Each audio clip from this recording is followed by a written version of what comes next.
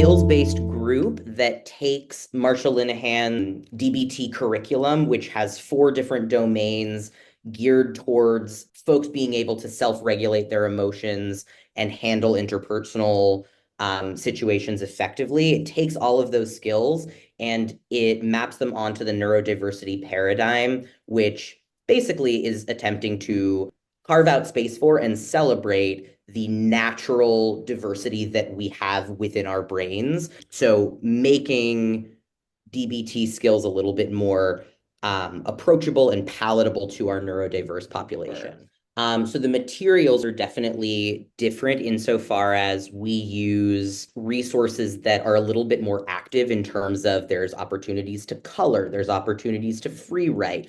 Again, a little bit less structured and a little bit more like choose your own adventure, however it most resonates for you. We also have incorporated a lot of sensory considerations as well as incorporating elements of self-advocacy into learning these skills.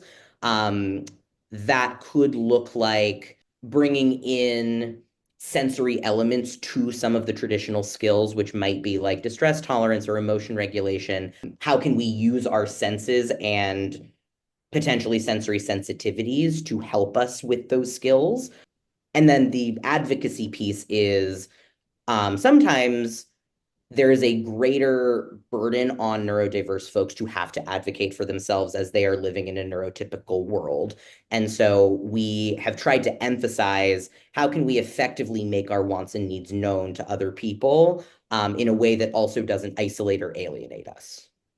What makes me really excited is being able to offer tools that I think a lot of clients have been exposed to numerous times, sometimes by the time they get to the dorm, but allowing for some creativity and some agency in terms of how those skills can apply to our lived experience. The beginning of the group came out of sort of a reported need from both the clients and the clinicians, but so there was definitely a desire that was reported by the clients of wanting a group that is teaching DBT skills, which is one of the central offerings of the dorm, but geared more towards people who might identify with being neurodiverse. So yeah, we've gotten some positive feedback so far. Things that I've heard are that it's very approachable, it's very concrete, understandable, simple in the way of it's more easily understood. So I think it's being well received thus far.